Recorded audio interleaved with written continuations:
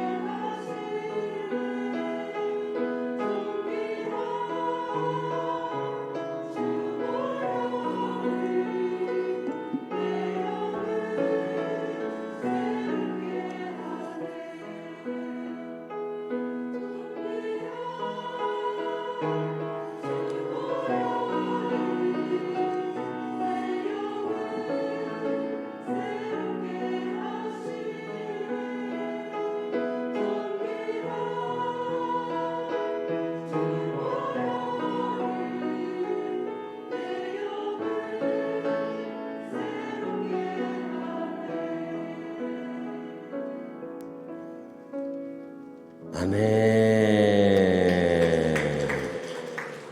교회 소식 몇 가지 먼저 알려드릴게요. 내일하고 모레도 새벽 기도는 있어요. 조 목사님이 말씀을 전하지 않으시고 그냥 평소에 우리 하던 대로 새벽 기도 할 거니까 그렇게 하시고요. 다른 교회들은 부활절 새벽에 오셔가지고 다 뭐 예배드리고 그러는데 우리 교회는 그러지 않습니다.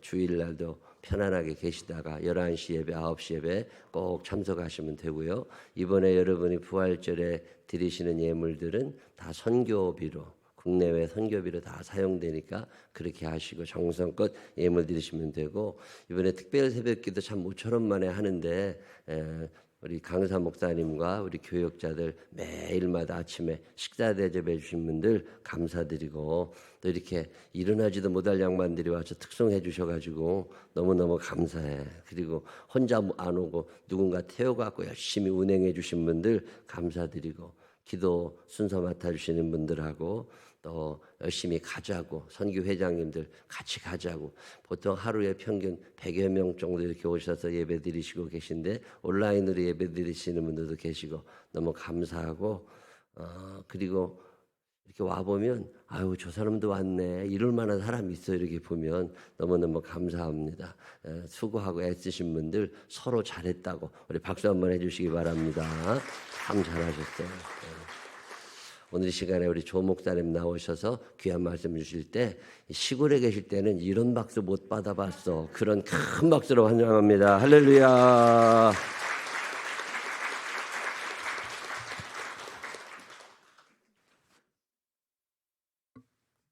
오늘 또 새벽에 나오시느냐고 고생했습니다. 감사합니다. 잠언 17장 22절 말씀을 보면 마음의 즐거움은 양약이라도 심령의 근심은 뼈를 마르게 한다는 말씀이 있거든요. 오늘 하루도 기쁘고 즐겁고 감사하고 행복하게 하루의 삶을 살아가셨으면 정말 좋겠습니다. 기도하겠습니다. 지난밤도 함께해 주신 아버지 하나님, 오늘 또 복된 날 허락해 주심을 감사합니다. 생명 주시고 건강 주시고 믿음 주셔서 오늘도 하나님 앞에 있습니다. 새벽에 도우시는 하나님의 은혜를 덧입기 위하여 새벽을 깨웠습니다. 우리의 마음을 하나님 앞에 고백할 때마다 하나님이 들으시고 기억하시고 응답해 주셔서 영육간에 부족함이 없는, 부끄러움이 없는 삶을 사는 저희들이 되게 하여 주옵소서. 이 시간에도 하나님 앞에 귀한 예물 드렸습니다. 예물 속에 담겨져 있는 믿음의 고백과 삶의 고백까지 함께 받으셔서 저희들의 삶이 하나님께 영광이 되게 하시고 많은 이들에게 덕이 되게 하시고 우리 한 사람 한 사람에게는 복이 되게 하여 주옵소서.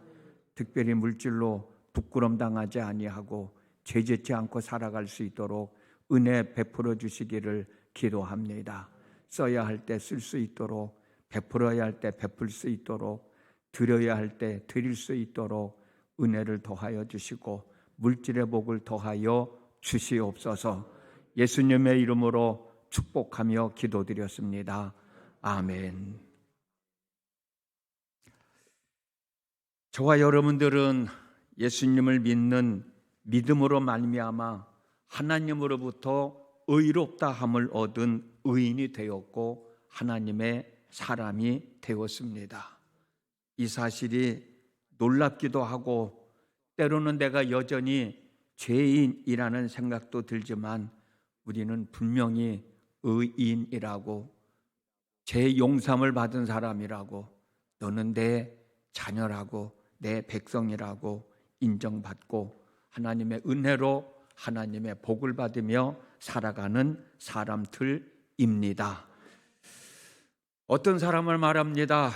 죄인은 죄인이지 죄인이 어떻게 의인이 될 수 있습니까? 이게 하나님의 은혜예요. 죄인이 의인이 되는 게 하나님의 은혜예요. 이 일로 하나님은 예수님을 이 땅에 보내주셨고 이 일로 예수님은 십자가에서 죽으셨고 더 나아가서 우리에게 영원한 생명을 주시기 위하여 사망의 권세를 이기시고 부활하신 겁니다. 우리는 하나님의 자녀입니다. 그래서 바울은 로마서 8장 1절 2절에서 표준 세번에게 있는 말씀입니다. 그리스도 예수 안에 있는 사람은 정죄를 받지 않습니다. 그것은 그리스도 예수 안에서 생명을 누리게 하는 성령의 법이 여러분 각자를 죄와 죽음의 법에서 해방하여 주셨기 때문입니다. 라고 말씀하셨어요. 우리가 죄사함을 받고 의인이라고 인정을 받고 하나님의 자녀가 된 것은 오직 하나님의 은혜입니다. 하나님의 사랑입니다. 우리가 한 일은 단지 예수를 믿는 예수님을 믿으면 죄사함을 받고 의인이라고 칭함을 받고 하나님의 자녀가 되어서 하나님의 복을 받으며 살다 죽으면 천국에서 영원한 삶을 살아가게 된다는 이 놀라운 사실을, 이 기쁜 소식을 듣고 믿었기 때문입니다. 그래서 바울은 갈라디아서 2장 16절에서 사람이 의롭게 되는 것은 율법의 행위로 말미암이 아니요 오직 예수 그리스도를 믿음으로 말미암은 줄을 안다고 우리에게 가르쳐 주셨습니다. 그러므로 우리는 예수님을 믿는 믿음으로 하나님의 사람이 되었다는 자부심을 가지고 하나님의 사람으로서의 삶을 잘 추스리며 살아가야 되는데 그 삶이 바로 오늘 본문에서 말씀하고 있는 의인은 믿음으로 말미암아 살리로다 라고 하는 말씀인 거예요. 그래서 이제는 우리는 구원에 중요한 게 아니에요. 이미 다 구원받은 하나님의 사람들이고 구원의 완성은 이 땅에서 삶이 다하고 하나님 앞에 갔을 때 이루어지는 거예요. 그래서 우리는 예수를 언제까지 믿어야 돼요? 언제까지? 죽을 때까지. 죽어 하나님 앞에 가는 순간까지 예수를 믿는 믿음을 잃어버리면 안 돼요. 지지난 시간 말씀 나눴잖아요. 우리가 예수 한번 믿었으면 끝까지 구원 얻는 것이지 뭐 도중에 구원을 잃어버리는 게 어디 있냐? 아니다.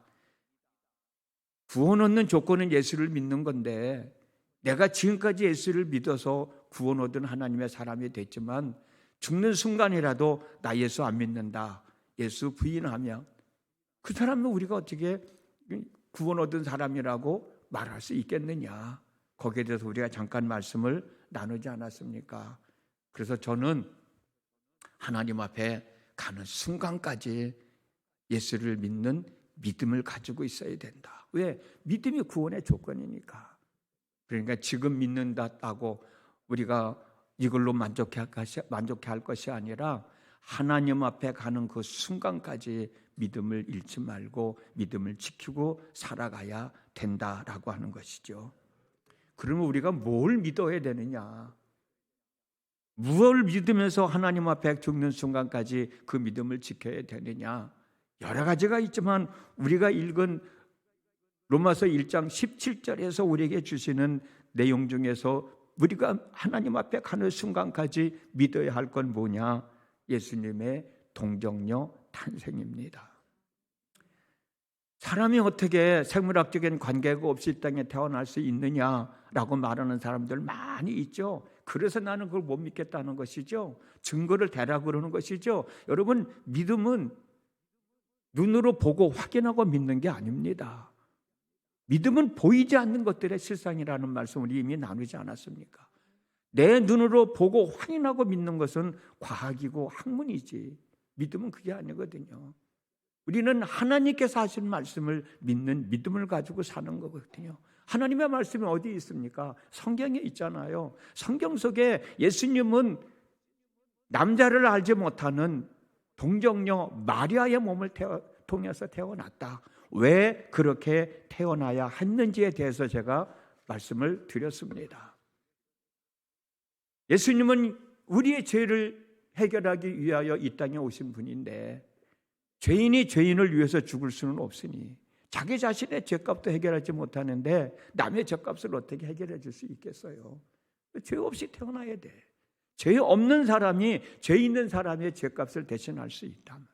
그래서 예수님은 동정녀 남자를 알지 못하는 마리아의 몸을 통해서 이 땅에 오셨다라고 하는 사실을 우리는 믿고 살아야 된다라고 하는 겁니다. 두 번째는 예수님의 죽음을 믿고 사는 거예요.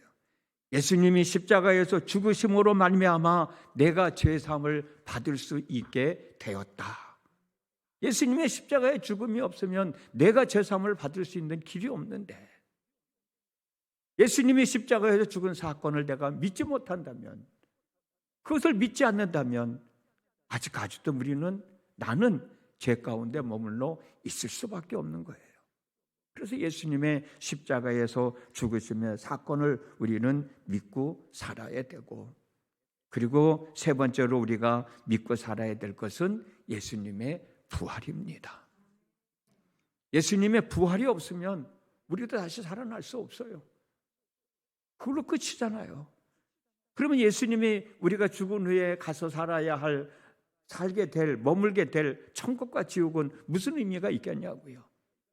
죽은 사람이 예수님이 재림하실 때 다 살아나서 거기서 심판이 있어서 예수를 믿는 사람들은 천국으로, 예수 믿지 않는 사람들은 지옥으로 갈라지게 되는데, 부활이 없으면 그런 일들이 완성되어질 수가 없잖아요. 그래서 예수님의 죽음을 믿어야 되고, 또 한 가지는 예수님의 재림입니다. 예수님의 재림이 있어야 이 세상이 완전히 끝이 나고 계시록에서 말씀하고 있는 새 하늘과 새 땅의 새로운 역사가 이루어지게 되는 것이지요. 어떤 사람들이 우리들 보고 당신을 뭘 믿는 사람들입니까? 라고 물어본다고 하면 당당하게 예수님의 동정녀 탄생, 예수님이 십자가에서 죽으신 사건, 예수님이 사망의 권세를 이기시고 다시 살아나신 부활의 사건, 그리고 언젠가는 예수님이 다시 이 세상을 심판하러 오시는 예수님의 재림, 그리고 중요한 거 한 가지 더는 우리가 믿고 살아야 될 것은 약속되어진 하나님의 말씀입니다.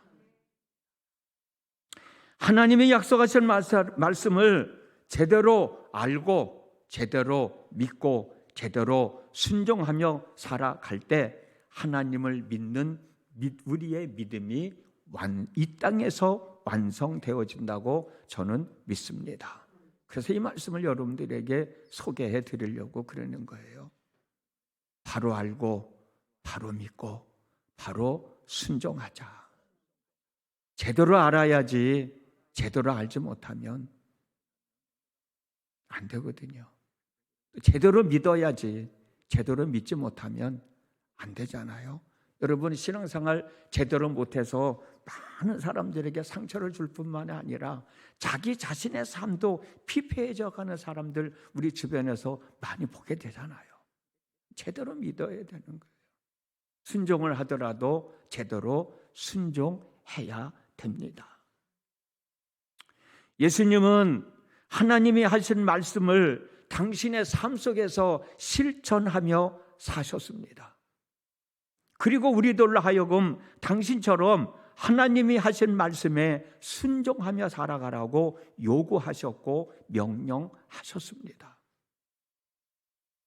그래서 우리도 약속되어진 하나님의 말씀을 믿고 순종하며 살아가야 하는 거예요.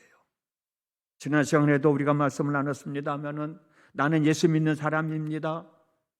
나는 예수 믿는 사람입니다. 라고 말할 때 누군가가 그러면 내가 당신이 예수 믿는 사람인 것을 어떻게 압니까? 라고 물어본다고 하면 여러분 뭐라고 대답할 거예요? 처음부터 끝까지 나 예수 믿는 사람이라니까? 아니 당신이 예수 믿는 사람인 걸 내가 어떻게 압니까? 라고 또 물어보면 나 예수 믿는 사람이라니까 왜 그래? 그렇게만 대답할 거냐는 거예요. 내가 예수 믿으니까 예수 믿는 사람이라고 얘기할 수 있겠지요. 그러나 이제는 우리는 내가 예수 믿는 사람입니다 라고 하는 그 말에만 만족할 것이 아니라 정말 내 삶 속에서 예수 믿는 사람인 것을 사람들에게 보여주면서 살아야 되지 않겠느냐. 내가 정말 예수 믿는 사람인 것을 하나님으로부터 인정받으며 살아야지 않겠느냐.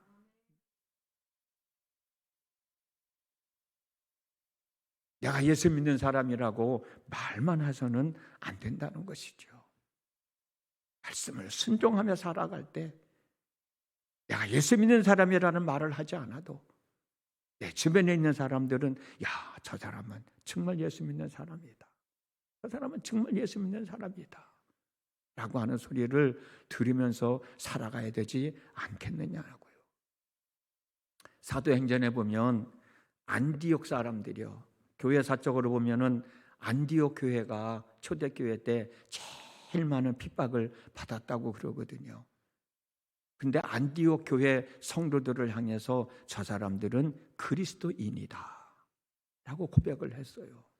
본인들이 고백한 게 아니라 주변에 있는 사람들이 저 사람들은 그리스도인이야. 그런 핍박 속에서도 꿋꿋하게 믿음을 지켜나가는 모습을 주변 사람들이 보고 저 사람은 그리스도인이다. 그리스도인이라고 하는 말이 안디옥 교회 교인들에게 처음 들려진 이야기입니다. 얼마나 멋있는 믿음의 삶이에요. 내가 예수님을 믿는 사람답게 살아야 예수 믿는 사람이 되는 것입니다.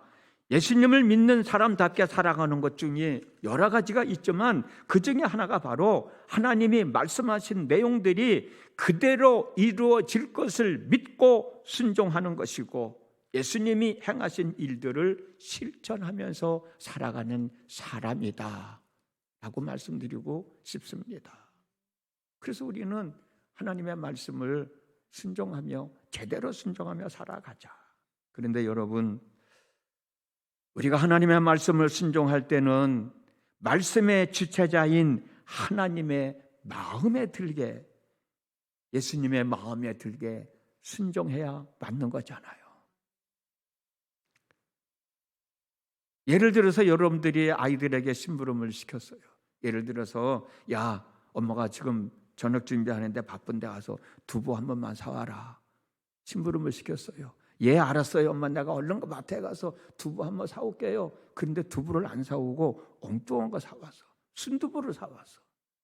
엄마는 두부가 필요한데 순두부야. 두부는 두부지만 엄마가 원하는 것은 두부예요. 그냥 두부, 네모로 된 두부. 근데 이 아이는 순두부를 사와서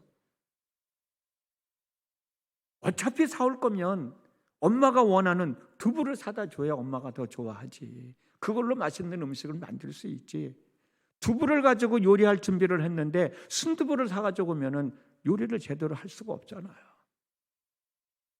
우리가 하나님의 말씀을 순종을 하긴 하더라도 하나님이 원하시는 대로, 하나님이 말씀하신 그대로 순종해야지 내 생각대로 순종하면 안 되잖아요. 내 기분에 맞춰서 순종하며 살면 안 되잖아요. 내 위주로, 내 편한 대로 순종하며 살면 안 되잖아요. 그런데 안타깝게도 그렇게 순종하며 살아가는 사람들이 우리 주변에 있다니까요. 약속하신 하나님의 말씀을 믿고 산다고 하면서 하나님의 말씀을 자기 생각대로 더하기도 하고 빼기도 하거든요.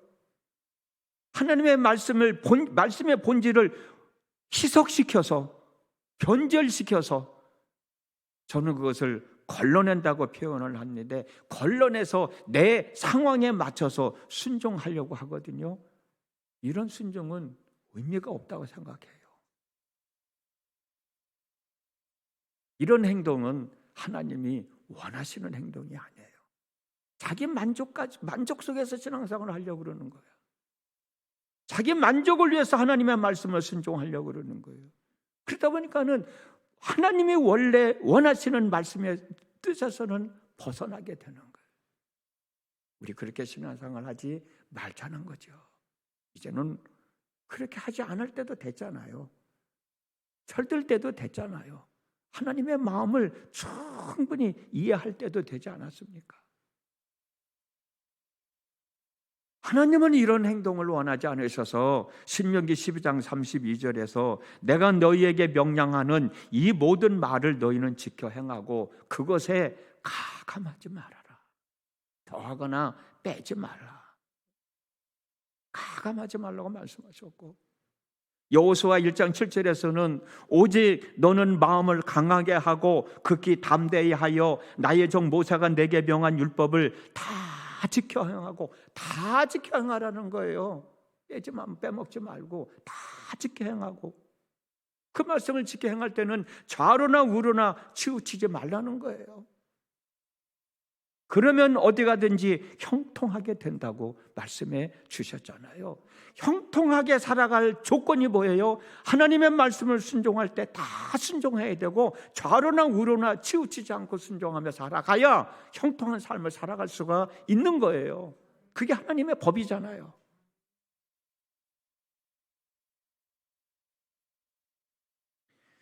하나님의 말씀을 제대로 순종하기 위해서는 여러 가지 방법들이 있지만 저는 바보가 되어야 된다.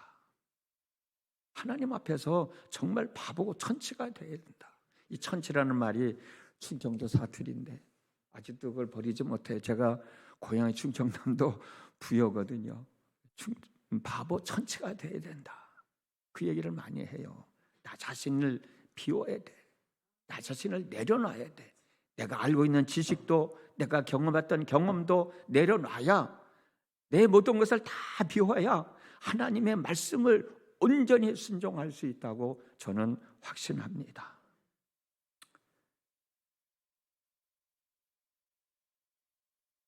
요한복음 2장을 보면 가나 혼인 잔치집 이야기 나오지요. 잔치집에 포도주가 떨어져서 잔치집 주인이 당황하고 있을 때 예수님의 어머니 마리아가 이 사실을 알고 예수님에게 가셔서 포도주가 떨어졌는데 어떻게 하면 좋냐 라고 아들한테 얘기하니까, 그때 예수님이 여자여 그것이 나에게 무슨 상관이 있습니까? 아직도 내 때가 오지 않았습니다. 표준 세번역에 있는 건데 그렇게 대답을 하니까 예수님이 옆에 있는 하인들에게 무엇이든지 이분이 시키는 대로 해라. 무엇이든지라는 말이 참 중요한 것 같아요. 이분이 너희들에게 무슨 말을 하든지 시키는 대로 해라. 하인들에게 다 일러요. 이 말을 듣고 예수님은 하인들에게 물 항아리가 큰 게 물 항아리가 6개나 있었는데 거기다 물을 채우라고. 근데 이 하인들을 또 참 이 하인들을 또 보면은 얼마나 예수님의 입장에서 보면은 고마운지 그런 생각이 들어요. 하인들이 예수님의 물을 채우라고 하니까 하인들은 물을 채우는데 어디까지 채웠어요? 어디까지 채웠어요? 아구까지 채웠어요. 가득 채웠다는 거예요. 한번 생각해 보세요. 반만 채울 수도 있는데 3분의 2만 채울 수도 있는데 아귀까지 채웠다고 하는 것은 가득 채웠다는 거잖아요. 더 이상 채울 수 없을 만큼 채웠다는 거잖아요. 참 우리의 삶도 좀 그렇게 살았으면 좋겠다. 최선을 다해서 살자 말이야. 대충 하지 말고 어차피 내가 해야 할 거라면 기쁜 마음으로, 즐거운 마음으로, 감사한 마음으로 최선을 다하면 그 결과가 그렇게 나타나니까. 어찌됐든 간에 이 하인들은 예수님이 말씀을 하셨어요. 아구까지 채우라는 말은 하지 않았지만은 어떻든 이 하인들은 자기들의 역할을 다 한 거야. 아구까지 가득 채웠어요. 그런데 이제 예수님이 이 물을 떠다 연회장에게 갖다 주라는 거예요. 이거 항아리에 있는 건 물이잖아요. 자기들이 떠다 분 물이잖아요. 지금 연회장은 포도주가 없어서 어쩔 줄을 몰라 하는데 이 물을 떠다 주라고 그러는 거예요. 한번 생각해 보세요. 이 물을 떠다 주면은 연회장에게 갖다 주면 연회장이 애썼다고 받을 거예요? 아니면은 연회장이 화를 내면서 물을 뒤집어 씌울 거예요? 여러분 어떤 생각을 갖고 계세요? 저는 그렇게 생각을 해요. 지금 연회장은 포도주가 없어서 난리인데 하인들이 물을 떠다 주면 연회장이 그것을 잘 받아들일까? 그럼에도 불구하고 이 하인들은 예수님의 말씀하신 대로 물을 떠다 연회장에게 갖다 주는 거예요. 바보가 아니면, 천치가 아니면 그 일을 할 수 있겠느냐고. 예수님 지금 포도주가 없어서 연회장은 난리인데 내가 이 물을 갖다 주면 연회장이 이 물을 받겠습니까? 연회장이 나를 그냥 가만두겠습니까? 아마 그런 얘기를 하면서 나 못해요라고 얘기할 수도 있었을 거예요. 이 하인은 신분이 하인이라서 그러는지를 모르지만 예수님이 물을 떠다 갖다 주라고 하니까 아무 소리 안 하고 물을 떠서 연회장에게 갖다 주어요. 그런데 여러분 연회장에게 가는 도중에 물이 뭘로 바뀌었어요? 포도주로 바뀌었잖아요.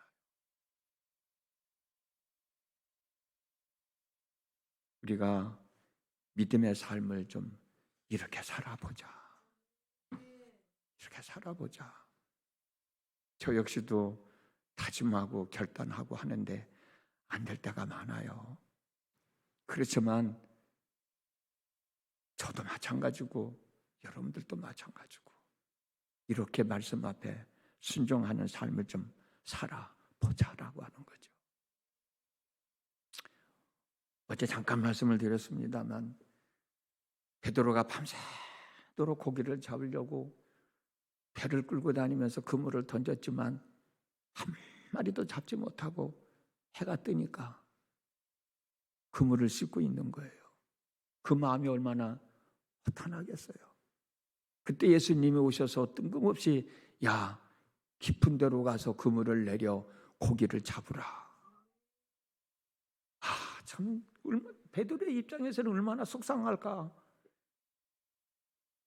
자기가 고기를 잡으려고 밤새도록 배를 끌고 다니면서 그물에 내릴 때 여기는 안 가봤겠어요? 저기는 안 가봤겠어요?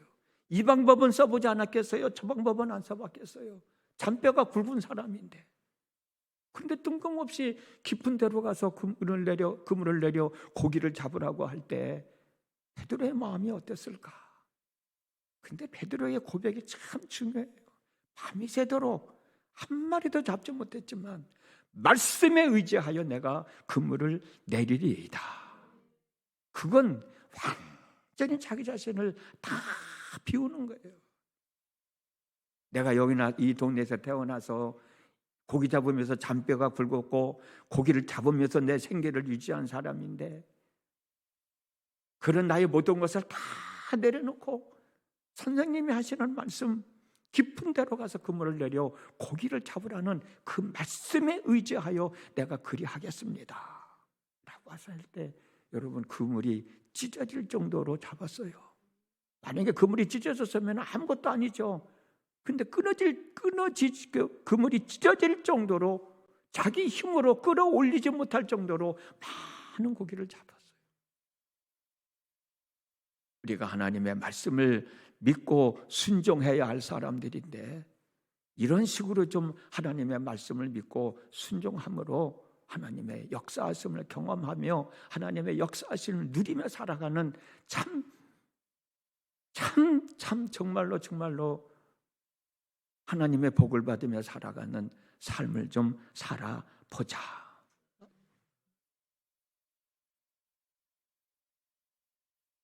마태복음 19장을 보면 영원한 생명을 얻고 싶은 돈 많은 청년이 있었어요.